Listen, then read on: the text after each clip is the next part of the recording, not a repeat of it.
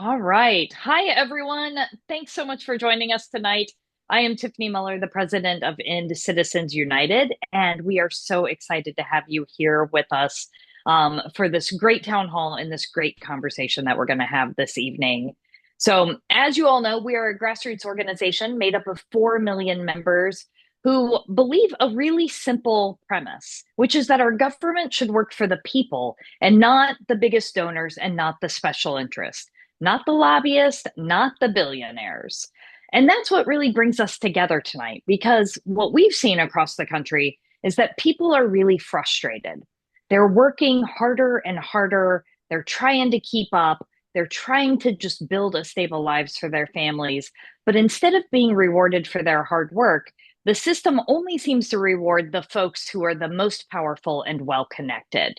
And so it's no wonder people are just fed up, because for more than a decade, we have seen what has happened as we continue to make policy choices that rewards the biggest donors at the expense of everyone else.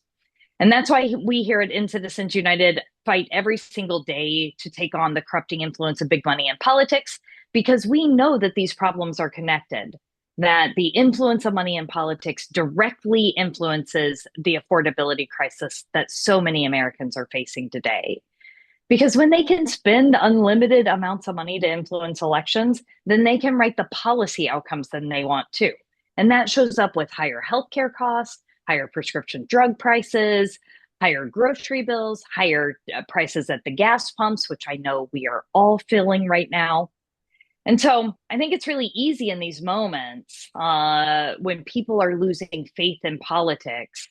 I think that there's just something incredibly powerful about leaders who are willing to stand up and do it differently. And that's why we're so excited to be joined by Katie Porter, because she's built her entire career around one simple idea, which is that government should fight for the people, not the powerful special interests. And so, whether she was taking on big banks or standing up to corporate executives or flashing out that whiteboard, she has earned a reputation as one of the clearest voices for working families in our country. And as she runs for governor of California, which we were so proud to endorse her in, she's continuing to lead by example. And so that's why we're so honored to have her here with us tonight. We're so glad all of you are joining us tonight. And Katie, I'll turn it over to you. Thank you, Tiffany. Thank you, everyone, for supporting our democracy, because that's really what End Citizens United as an organization is about. And that's what supporting the candidates that they endorse is about. And so I'm really proud to have had their support from my very first primary back in 2018, running to flip successfully a Trump seat all the way through now. It's just great to be back with the End Citizens United community. This governor's race is, I think, a really powerful example of the moment that Democrats find themselves in with regard to how do we build a party that American people have confidence in and that is going to have values that let us win everywhere. And if you cannot campaign on those values in a blue state like California, then it's really, really difficult for the entire Democratic Party to lead. So I want to tell you a little bit about the California race, but I also just want to set the stage for why this matters nationally, which is what California Democrats do and the kind of voice and the kind of leadership, the kind of fundraising that California's governor is going to do is going to have a big voice in 2026, the rest of this cycle, but 2028 and beyond. This is now, the California gubernatorial primary is now the most expensive governor's primary in our nation's history. And that is primarily driven by having one self-funder on the Democratic side. But it is also increasingly down the stretch driven by very large $1 million plus contributions from kind of a who's who of corporate America. Everybody from Chevron to Meta to DuPont Chemical are at the $1 million plus level here supporting another Democrat. And so between these two Democrats, one of whom is making the argument, which is it's a very different person than Donald Trump with very different values, but it's kind of making the same argument, which is the only politicians we can trust are those who don't fundraise at all. And therefore, you have to have a billionaire to have an honest politician. And I think that's really troubling in a democracy that has had an underrepresentation of people of color, of Native people, of women, of working class people, of tradespeople. And so we should be able to trust politicians from all walks of life, from all kinds of backgrounds, from working class to billionaires, because they refuse corporate contributions, not because they have the ability to self-fund. And so I have never taken corporate contributions, including in this race. And interestingly, even billionaire Tom Steyer chose to take a corporate contribution here. And I use the word chose because it is a choice. And the other leading Democratic candidate, there's three of us at the top, Javier Becerra, has a long history of 22-year history in the House of Representatives taking corporate contributions. And with the work of End Citizens United, with the work of Tiffany, with the work of all of us, Connor Lamb being an early example of this, Jared Golden, Andy Kim, Tom Malinowski, so many of us who flip seats, Abigail Spanberger, who flip seats and showed that we didn't need corporate contributions. It is disappointing to see California kind of rejecting that forward momentum that we had built all around the country and that we have shown, and Citizens United has shown this with their data, with the races they've funded. We've seen it with the results we've got. It matters to people. It really, really matters to people. And so we are really proud to have a grassroots funded campaign. We have over 100,000 individual donations. It's incredible. It's made a huge difference in this race.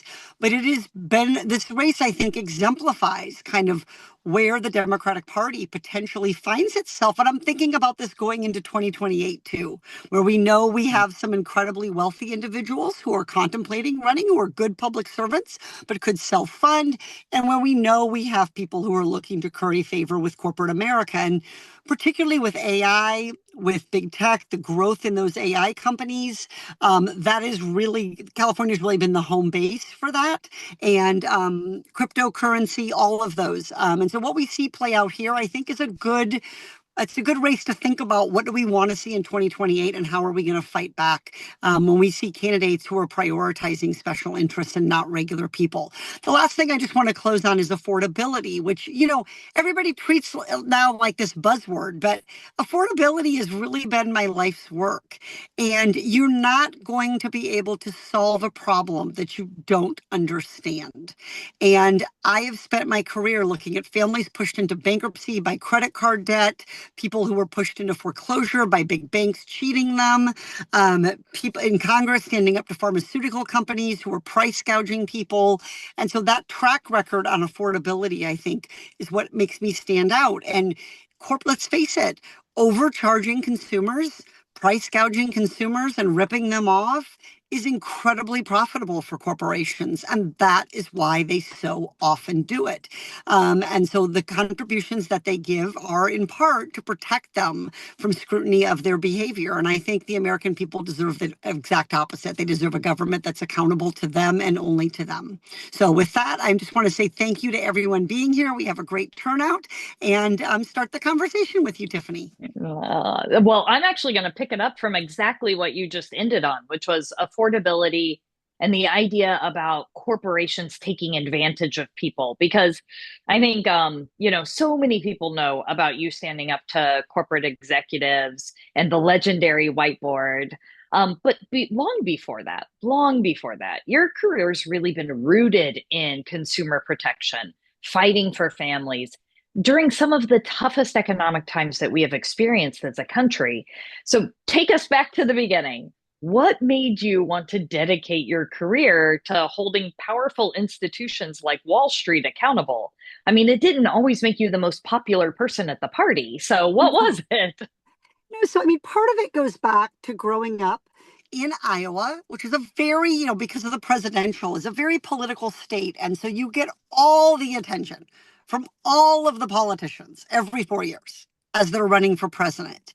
And yet, when I grew up in Iowa, we went through in the mid 1980s, we went through a terrible economic downturn. It affected Kansas, where Tiffany was Yep. from.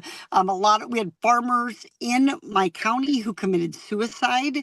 We had a farmer in Iowa who walked into a bank, was facing foreclosure, and shot a banker. And my family had a farm, and we no longer have that farm. And watching that kind of economic downturn, I remember thinking as a kid, well, but we're Iowans. People want our vote. They're going to pay attention to us when we need help. But they didn't. Democrats didn't, and Republicans didn't, and in that era. And so I think when I got to law school and I met Elizabeth Warren, and we started talking about sort of how a lot of the rules around consumers borrowing money and paying them back, debt collection, credit cards, all of these rules were sort of slanted toward corporate America. I began to realize part of that is because corporate America is who funds most of these politicians. And I'll never forget the first time I met with an End Citizens United staffer. I they said, well, will you be willing to not take corporate PAC money? And I remember saying, like, do, do Democrats do that? People do that? Because What? I was What? so naive, because my model was Elizabeth Warren, somebody who didn't do that. And so to learn about how deep kind of special interests run in the Democratic Party was really eye-opening to me. So I made the decision not to take corporate money, and it was very consistent with what I had been doing. I did academic research that blew the whistle on the big banks cheating people. It was front page of the New York Times. It produced a Senate hearing. It helped produce settlements and lawsuits. And then I worked statewide for then Attorney General Kamala Harris, being the statewide foreclosure prevention, prevention monitor. So, I mean, when I went to Washington, like the first month I was there, one of the news articles about me was Katie Porter went to Washington to go to war with Wall Street. And I have to say, I root for our economy. I root for banks making money, honestly.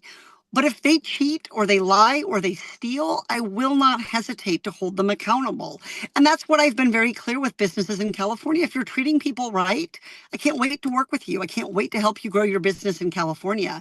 But don't lie, don't cheat, and don't steal. And unfortunately, a lot of there have been quite a few moments, Tiffany, in my lifetime, from the mortgage foreclosure crisis to, some of what we've seen go on with, crypto going under, for example, the Mhm. Sam Bankman-Fried scandal, the WorldCom, Enron, like Yeah. it's been a period where I think you see the consequences. And, who always gets hurt when Wall Street cheats is the working class people who the first to get fired are the people who do the landscaping and the janitorial work. And it's the people with big stock accounts are last.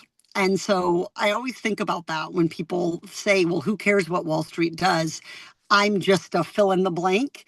And the answer is whatever you are, when the economy goes south because of Wall Street misbehavior, it's everyday people doing everyday jobs, working at grocery stores, working at restaurants who get hurt the worst and first.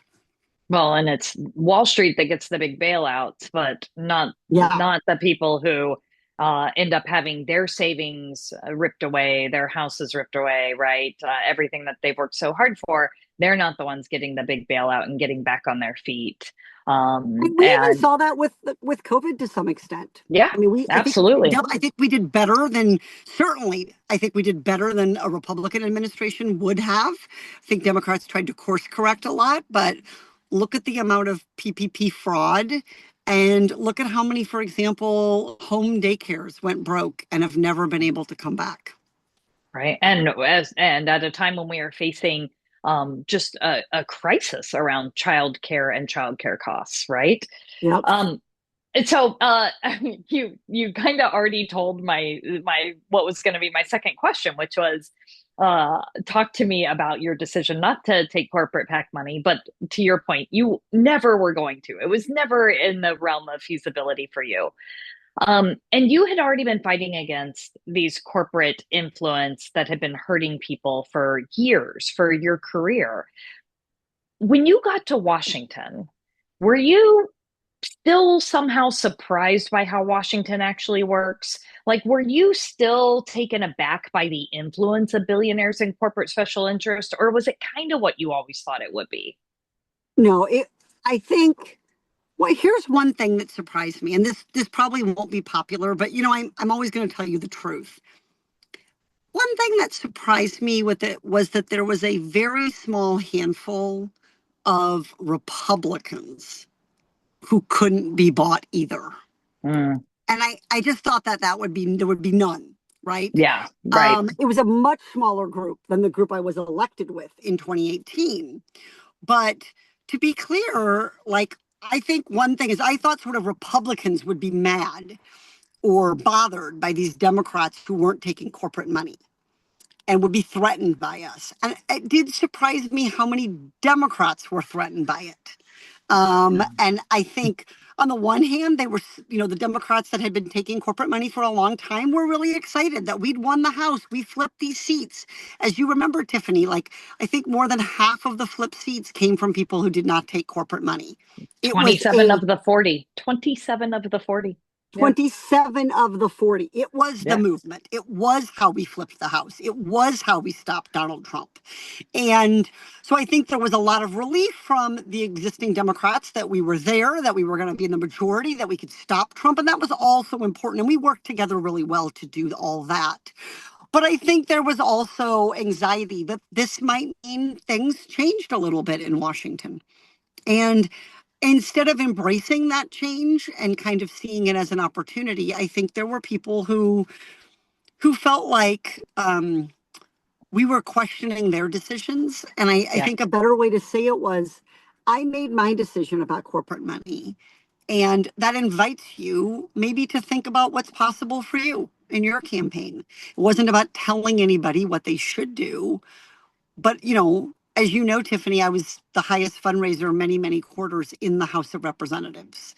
Yep. And to be the highest fundraiser without taking corporate contributions, I think was difficult for people who had always justified taking corporate contributions as you have to. You have to in order to win. You have Right. to in order to defend your vulnerable seat. And it's just been really gratifying to watch people like Andy Kim and Abigail Spanberger and others win higher office, Alyssa Slotkin, like win higher office and not take corporate money. Yeah. Really The been movement gratifying. the movement is still growing, but it couldn't have even been there without you and your leadership from day one and your steadfast commitment to it and the example you set. Because, I mean, as you know, here in DC, the argument is always, well, you'll be tying one arm behind your back. You can't possibly win without it. You have to go buddy up with everybody down on K Street. And you helped us show so many people that that wasn't true, that Yeah. business could be done differently and it could be centered on the people. And we're in kind of a similar year to that 2018 year where we're seeing a wave of reformers running, knowing that voters are demanding change and demanding reform and demanding a different way of doing business. And all of that wouldn't be possible without the work that we did together in 2018, but the work that you did on these issues. Um, we've been talking a lot about both affordability and about big money, and we keep saying how they're connected and that corruption is driving up prices. But I think sometimes people, both voters and uh, just kind of the chattering class, think about these issues in two very distinct lanes. There's Mhm. affordability, there's corruption and ethics or money and politics. But we know that those things are actually really interconnected. But can you help break it down? Like, actually, like, give us an example. How is big money driving up the prices for everyday people? Yeah. I mean, I think what's most interesting, we've seen this in this governor's race. When we had, like, let me just use this as an example. Gas prices have jumped. They were always higher in California because we have a clean fuel, low carbon fuel standard that's only refined here. So we've always paid about, in my time here, last 15, 20 years, a dollar more And when the war broke out, Trump started his war in Iran, we saw everybody around the country saw another dollar get added. And so I think on top of the already gas prices kind of as a perennial affordability issue in California, they became even more important. And the argument that Javier Becerra made publicly, he got asked about taking money from Chevron, a corporate Mm. contribution. And remember, in California, this really surprised me when I went to run for governor. I always felt like the $3,500, $3,700 that somebody can give in a federal primary is a lot of money for most people. That is a lot of money. Most It folks is, cannot write that check. That is right? more than a mortgage for most people. So imagine my surprise when in California, the most progressive state, the deep blue California, I learned that the maximum contribution in the governor's primary is $39,200, That's a lot of money. more than 10 times at the federal level. So Javier Becerra receives a corporate check from Chevron long ago, back when we were months ago, year ago, 6 months, 9 months ago, long time ago. And he got asked about it. And what he said was, I think, revealing of this affordability paradox that some people are buying into. He said, I need Chevron. He said, you need Chevron. You need gas, and I need Chevron to win. And it took my breath away that people seem to think that somehow the solution to lower gas prices is to curry favor with the Right, very international global monopoly. I mean, oil is a cartel, basically. I mean, it really is right. OPEC. And that somehow that was the solution. We're seeing the same thing on home insurance prices, wildfire costs, Yep, people saying, well, we have to make sure the insurance companies stay in California. And look, we do. We want them to stay in California. But I want to be really clear, Tiffany. When you take someone's insurance premium for 20 years, and then when their house burns down and you refuse to pay, that's called stealing. that's right. It's stealing. It's straight up theft. And if you're not willing to hold that to account, you have no business being a governor, no business leading the state's fourth largest economy. So I do think on everything from home energy, utilities, to insurance, to gas, to groceries, to just the general cost of doing business, corporate America is really trying in this election here in California, but I think we're going to see it this fall in elections, to kind of lever this idea that we can't afford to Mm. hold business to account. And Right. that is a bunch of nonsense. Now, we want businesses to thrive. So, for example, higher energy costs are a big problem for business too. Businesses take a lot of energy. So, thinking about how to invest more in green energy, cheaper renewable energy, that's good both for consumers' energy prices, but also for businesses' ability to grow. Restaurants, the cost of food production. That's a problem for me pushing a grocery cart. It's also a problem for a restaurant that's trying to keep its margin without having to raise its prices and compete. But this idea that somehow, if we just cozy up more to corporate America and whatever is on their wish list, without scrutinizing it for whether it's actually going to lower costs, because Yep. sometimes they have ideas that actually would help make things less expensive. That's fine. But we just kind of say, like, I need big corporate America, you need big corporate America. I need Chevron, you need Chevron. I'm sorry, I think that's a bunch of BS, and it has really disappointed me to have so many in California believe that that is true. And it's really something we need to keep pushing on. I'm really proud to be the only corporate free candidate in this race. And I think people deserve that option. They deserve to be able Yep. to vote their values that way, especially in a primary. No, But it's going to make a big absolutely. difference to how I would lead as governor. And frankly, business knows that. Somebody said to me, Tiffany, well, they they think that you might do, they think if when you're governor, you're going to actually just do what you think is right. Yes, that's the And point, you know right? what? That is actually the point, is to do what is right for the As my people. daughter would say, fact check true. So I absolutely am going to do what's Notes, right. none. And that might involve sometimes working really collaboratively with business or to bring down the cost of business. It's not about being anti business, but it's really about shopping for what is the best policy idea. And Yeah. that's the lens, not where does the biggest check come from. Well, and for people who are in office, it's about who do you work for, right? Yep.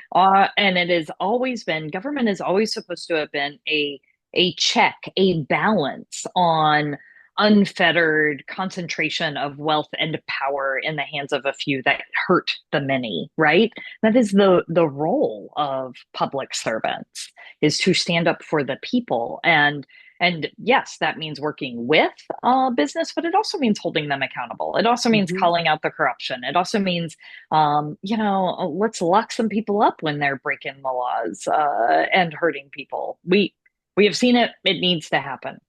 Oh, I just, I just, yes, you might actually do what you say.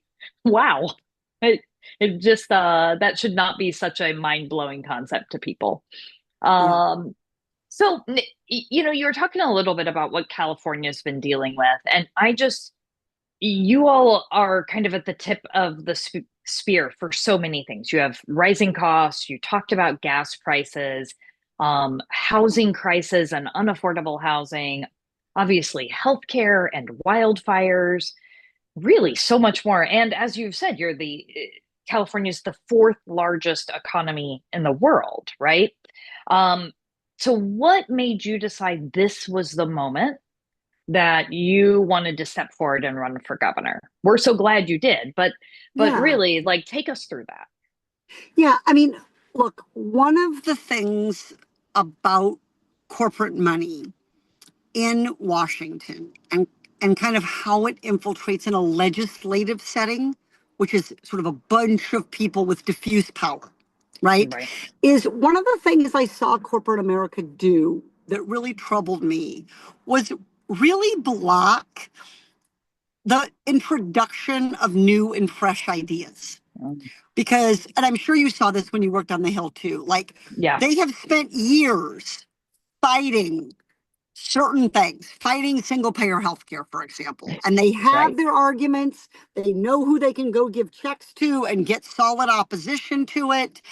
And what they really fear is fresh ideas. Like, could we actually, like, I have a proposal as part of running for governor, as being governor, and I have a way to pay for it to have a tuition free college degree in California, Mm. which is actually what California used to have. Our UCs, our CSUs used to be tuition Right. free, and we need to get back there because it's a big affordability issue. It's also a big issue with how do we keep young people here in California and grow our population.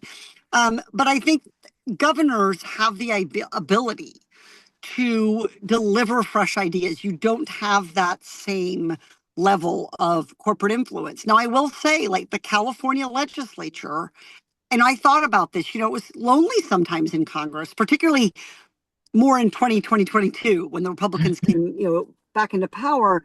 Um, it was lonely to not take corporate money sometimes because there just weren't that many of us. So everyone would say, like, aren't you going to the American Association of, American Associations buffet table? I mean, remember, Tiffany, when you told me that corporate The corporate lobbyists PACs have have their a PAC. own corporate PACs have their own PAC to lobby for the interests important to corporate PACs that are corporation. I mean, it was crazy. Yeah. And I would be like, no, I'm just going home.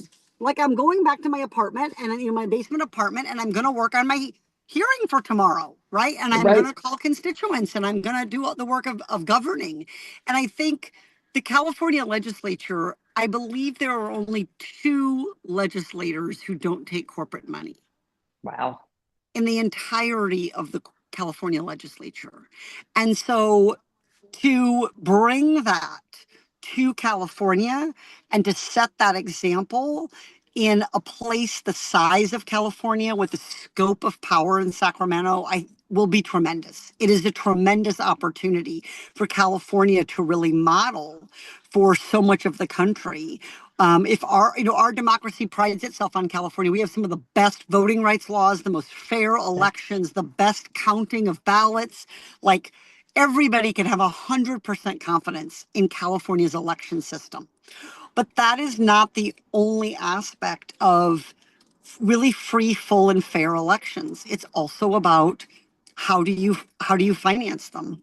And Right. California is one of a handful of states. You probably know the number, Tiffany, but I believe it's like five, six, where not here, if a corporation wants to give a candidate money, they don't even have to pretend by having a PAC. They It can just comes pay right out of general fund. candidates, they contribute to you out of the very same account that they should be giving their employees raises out of. They contribute to you out of the very same corporate treasury account that they should be giving dividends to the retirees on, that they should be expanding their business, that they should be paying their suppliers more. And so this element, I think, stepping up as governor and running for governor is really a chance to have this really big conversation about how we fund our democracy in California. And so we take so much pride in that voting rights piece, rightfully so. But as you know, when we worked on HR 1, the For the People Act, there were multiple elements to that bill. And some of Yeah. them were about sort of the voting rights pieces, the filibuster piece, like all of these things. But some of them were also about funding campaigns. Yeah, absolutely. Absolutely. Okay, we have some good audience questions that came through. And so I want to make sure we get to a couple of those. Mhm. Then we have a little lightning round. So, all right. So from Patricia, other than throwing money at the problems, which never seems to be enough, what is one thing or several things you wish the voters would do in this very important political year across Yeah. California, but throughout the country? Yeah. I think go to an event, whether it's online or in person, um, ask every candidate what their policy is on contributions. And some of them will say they'll take corporate contributions, some of them won't. Some of them will say they'll take contributions from lobbyists, for example, in state races. Some states that's legal. Ask that question because the more you prompt elected officials and candidates to think about that, the more they hear from you, Patricia, that you care about that policy, the more care they will give. They will put into crafting their policy. So it's not, nobody is perfect. No, there's no such thing as a perfect candidate in any way. But I think it is good, just like we ask candidates about this and that and the other thing and their past experiences and their policies, it is good to ask them. And so ask questions like how many donors do you have? What's your average contribution? Are there any businesses you won't take money from? Do you refuse corporate money entirely? Have those conversations. I think that is an overlooked aspect. And so, Yeah, yes, it's really as important to chip into the candidates you support, but we want to make this something that every candidate, as they're thinking about running, knows they're going to get asked on the campaign trail. They know you're going to hold them accountable for this. that's right. That's right. It really changes the way that they start to think about it if they think Yep. they can't just skate under the radar. Okay. Adam says, my dad lives in Irvine, California. Maybe you know something about Irvine there? Yep. In Orange County, California. What will you do as governor to make life where my dad lives and the rest of the state of California better for everyone who lives there? Yep. The number one expense most people have is their housing. That's true whether they're renting. That's true whether they're like have a mortgage to pay. Um, and so really thinking about how do we bring down housing costs. So if you're serious about affordability, you're not just using it as a buzzword. You have to think about how to bring down housing costs because that's the biggest piece of people's budgets. So if you can take 20% off someone's mortgage, that's $3,000, or someone's rent, which in Irvine is often is $3,000, 20% off that is $600. Even with what we're dealing with groceries, with utilities, with insurance, that goes quite a long ways. That's several carts of groceries. And Right. so housing is really important. The biggest way to bring down the cost of housing is in California is to build it faster. So we build housing in California 22 months, almost 2 years slower than the exact same kind of project in states like Colorado. Colorado has good environmental protections and they care about workers there. You don't have to go to the bottom denominator. You don't have to treat people badly. You don't have to ignore the environment. But you do have to build faster because that adage, time is money, is very, very true when you build. I also think that we're in this place where we have to begin to build much more clean energy much more quickly. And Donald Trump has made that so much harder, canceling all Yeah. these offshore wind projects in California, canceling grants for green energy. The only way we're going to meet the energy demand we face, which is coming from everything from electric vehicles to AI data centers to climate, hotter weather, right, is we need more energy. And so building that faster, energy is a commodity. And so we've got to have enough supply there. And green is the only way to go in terms of not having the problems that we faced with regard to sort of shocks in energy prices. So those are two priorities. I'm also the only candidate in this race who has even said the words childcare on the debate stage. We have not had that issue come up. We've had 5 or 6 debates. Nobody has talked about childcare. And yet, if housing isn't your biggest expense, you're It's telling me childcare. it's childcare, right? Or you might be Yeah. retired, you might have your mortgage paid off. But if you're kind of a working age person, it is almost certainly housing and childcare. And so those are really important policies. I'm also the only Democrat talking about lowering taxes for working Californians. And I think there is so much righteous focus, and I really mean this righteous focus on what to do about things like Elon Musk, the first trillionaire, right? What do we do about billionaires? What do we do about this wealth inequality, this crippling opportunity and mobility in this country? All of that is so righteous and so important. And you know I'm going to be right there. But we also have to actually help people have more money in their pocket. And reducing taxes for those who don't earn enough to live on. The point of the standard deduction in tax, not to get too geeky for you, but the point of the standard deduction in tax is you're supposed to get to keep enough to live on, and then you start paying tax. And in California today, in a lot of places, including Irvine, especially for a family, it takes $100,000. And so actually lowering taxes, I think, is something Democrats are really missing the ball. If we're in an affordability crisis, lower taxes on those who really can't afford to make ends meet on what they're making now.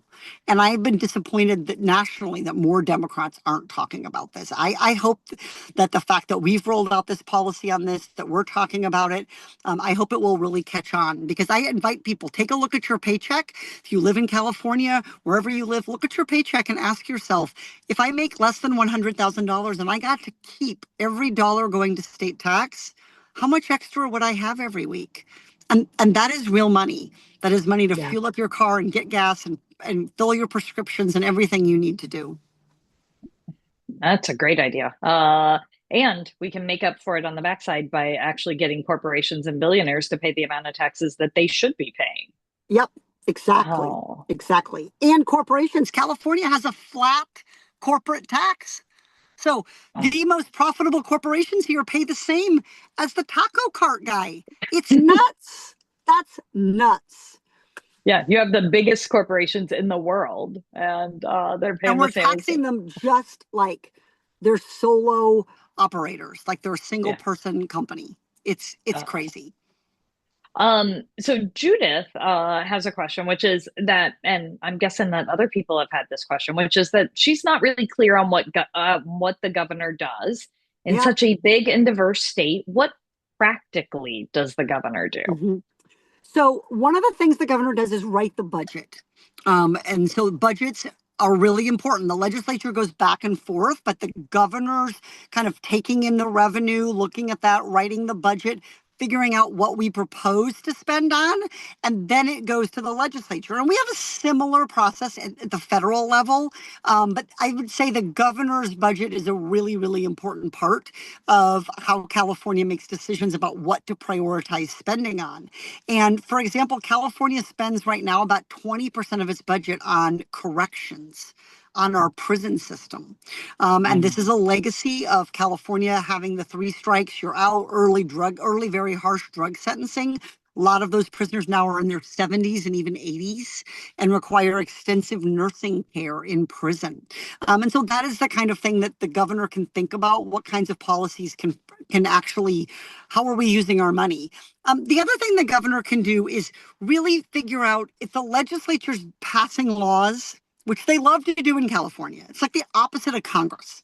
Congress, sometimes it felt to me like we passed like three huge bills a year and that was it. And everything Yep. else was like tiny. And we needed to do so much more. California is like the opposite. Our legislature passes like 3,000 things a year, which is nuts. It's a Yeah. high volume business. So, one of the things the governor can do, hopefully, you do it on the front end, not through back end veto, which is how the last couple governors have done it. I would want to do it through the front end conversations, but you help the legislature focus. And so you say, look, affordability is the big problem. Here are the big buckets of things people cannot afford: housing, childcare, college, taxes, energy, right? And then you say, let's focus on these things. And you can help focus that by saying, you've got a great idea about crayons and whether we should label crayons differently to keep them safe from kids eating them. Great, but we're not prioritizing that here in this first bit because we have to make real progress on affordability. The governor has a long range thought. It's a 4-year term. And usually in California, it's 2 consecutive 4-year terms. And our legislature is term limited. So having that long term thought, that long term perspective is really, really important. Okay, let's go to Y, who says, what can we do? We work so hard to build laws and oversight, and this administration has been taking a wrecking ball to everything, and it feels hopeless sometimes. Yeah. Yeah. I mean, it's really hard. And I guess a couple things to say. One is the the hardest conversations I've had in this governor's race have been with people who have taken that hopelessness to mean that Democrats need to lower their standards Mm. rather than take what Trump is doing and the horribleness of it and understand that it means we need to fight tougher.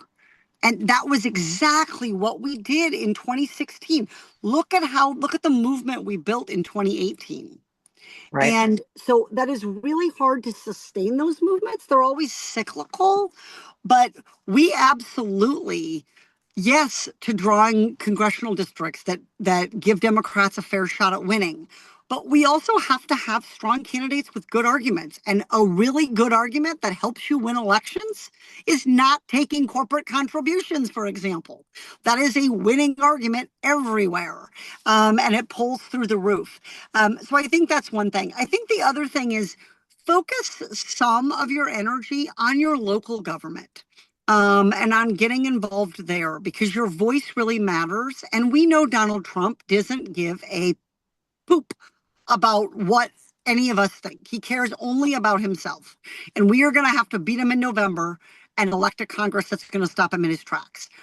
But in the meantime, there are a lot of local people and a lot of Trump's harmful policies, whether they really have bite and hurt people or not, it's going to come down to what counties and localities and even states do to try to kind of help people and hold on to things that we value during Trump's attacks. And that was also part of why I chose to run for governor.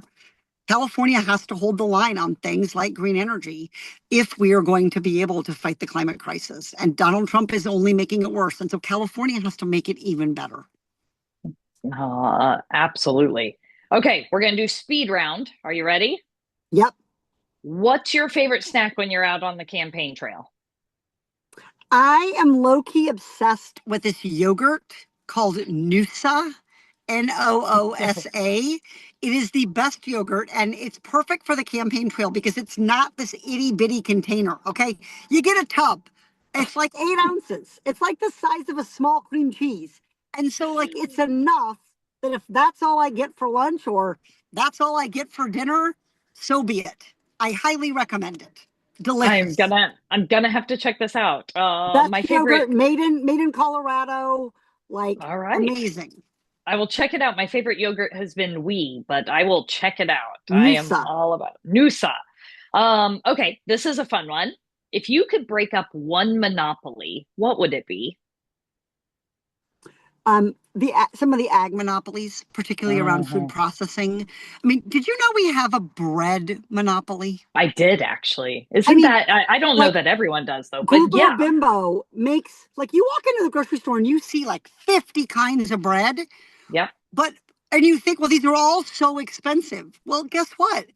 Over half of them are made by one company. And that's it's right. true in so many areas. So the consolidation in agriculture and what that is doing, um, not only to rural communities, to farming practices, but what people are paying for food. I think that is a really overlooked monopoly, one that a lot of people. I did really good work with Cindy Axney on beef Mhm. processing and on cattle markets, and it's true in meat, the rise of sort of Tyson and chicken and some of these huge Yep. companies. But it is increasingly true. We're losing most of our family farmers in California. And now we have gigantic corporate farms, and those are able to price and have sort of pricing power in a way that I think is consumers are paying for. I love that answer. And yeah, I mean, it seems like more and more all of the family farms are just basically being bought off by the big ag, and it's like three or Yep, four companies. yep, Okay, what would be your first priority in your new administration? yep. Um, Appointments and having a different conflict of interest Mm, standard than we currently have in our appointments. We in Sacramento have way too many people. I mean, the revolving door on K Street is like, you know how records have different RPMs? I mean, the one in Sacramento goes like 5 times as fast as the one in Washington. And so, our California Public Utilities Commission, for example, people do not believe that they work for them. They believe they work for the energy companies, for the utilities, for the investor owned utilities. And so, you would think the most common agency people would complain to me about might be something like the DMV or the tax agency or unemployment. No. It's the Public Utilities Commission that's because amazing. a lot of the people on it and the people advising it go back and forth kind of from the energy company to the energy regulator. And so I think setting a really good conflict of interest policy on revolving door in and stopping the revolving door going back out, top priority. Okay, this is my favorite of the lightning round questions. If you could make one billionaire sit through a 3 hour congressional hearing, who would it be? Um, if I can round up and do a trillionaire, I would say Elon Musk. Sure, that seems fair. For sure. I think close second would be Sam Altman at OpenAI. And I want to be clear about this. OpenAI is an interesting company. I mean, it was founded as a benefit corporation. They're now spinning off to be kind of a for-profit and nonprofit entity. It's just an area where I hear so much anxiety about AI. And I think a lot of that anxiety is justifiable, but people need information and they need to understand what are the policy choices that we face with regard to AI. It is not inevitable that AI causes X or Y. It is a policy choice, and it's going to absolutely depend on electing people who see that and are willing to ask those questions. Okay, so we are coming to the end of our time. I want to ask a question and then let you do closing, which is, but the most important question is how can folks help? I know we are coming up to the primary. How can folks watching get involved with your campaign and help? And Yeah. then also let you close us out. Yeah, so that's how I want to close out. So our primary ends on June 2nd, which is a week, I think a week from today. I'm a little lost on what day of the week it is at this point in the campaign. A week from today. Um, we have more people right now who have voted who are over the age of 80 Wow. than we do people who are under the age of 40. Just want you to ponder that for a minute. more people who have voted who are over the age of 80 than we have people who have voted who are under the age of 40. And that's not representative of our population, right? Right, right. We are not seeing good high turnout in this election, particularly from younger. And by younger, I mean, if you're old enough for your kid to call you an unk, you're a younger voter right now in California, right? I mean, if you're 40 or 50, if you're feeling old, come to California and be a primary voter. It will make you feel young so long as you're under 80. So making sure people are voting. I think the other thing is and I know social media, even so-called left-leaning platforms have become very harsh places. But I think posting about who you're voting for and why is very, very important. There have been allegations in this race. The other two Democrats, Becerra and Steyer, saying to everybody that the other has paid influencers or has forced influencers to sign NDAs. And I mean, social media is becoming more influenced by money. And so Mhm. organic voices posting saying why you're voting or what you heard me say or an idea that you heard that you liked, I think that really matters. There are a lot of voters who feel like they are concerned about voting for a billionaire. They're concerned about voting for someone who takes so much corporate money. And they need to know about our campaign and vote for us. It's just really important to keep having those conversations. I would say probably about one third of the ballots have been turned in. So there is a lot of ballots sitting out there. And so it's really, really important to, I think, talk to people about this election. I think that's the most helpful thing people can do at this stage. And we dropped the link for how to volunteer with you in the chat. But tell everyone your website name so that they can go sign Yeah, up and also give what they can too. my website is katieporter.com. And our social media handles are at Katie Porter CA. So at Katie Porter CA. And one of the things we have on there that I think makes us really stand out is actual policies, not just buzzwords, but actual policies. So you can click on our social media on things like taxes and budget, on college costs, on childcare, and you can watch videos. So it's not just reading, it's also me talking about these policies and kind of explaining how they would work and how we would pay for them. So that is also very, very helpful. Thank you for chipping in. Thank you for powering this entire campaign. It has made a huge difference. It's been my honor to be backed by ECU, to be part of this community. And the day after this primary, we shift to helping all of our corporate free candidates win in their general elections, That's flipping right. Republican seats here in California and around the country. So thank you, thank you, thank you. Well, this was so fantastic, and it's always so much fun to get to do this with you and to continue to fight this fight with you. So you heard it, everyone. Go to katieporter.com, chip in what you can, $5, $10, $15. A people-powered campaign is powered by people like you. And I actually believe the people are more powerful than the big money. And sign up to volunteer. A week left. Let's get out this vote and let's do this over the next week. For everyone who joined us tonight, I know you took time out of your evening to be here with us because you really care. You care about your neighbors. You care about the future of this country and the future we are building together. And we are so thankful for that and grateful for that. And that's just the beginning. We're going to keep this going, as Katie said, all the way through a blue wave in November. And to do that, we need to keep organizing. And that's what we're doing in Citizens United. We are building a network of people that are going to show up and that are going to stay informed, people willing to write postcards or knock doors or make phone calls. So if you're ready to get to work, please text NEXT, NEXT, to 59424.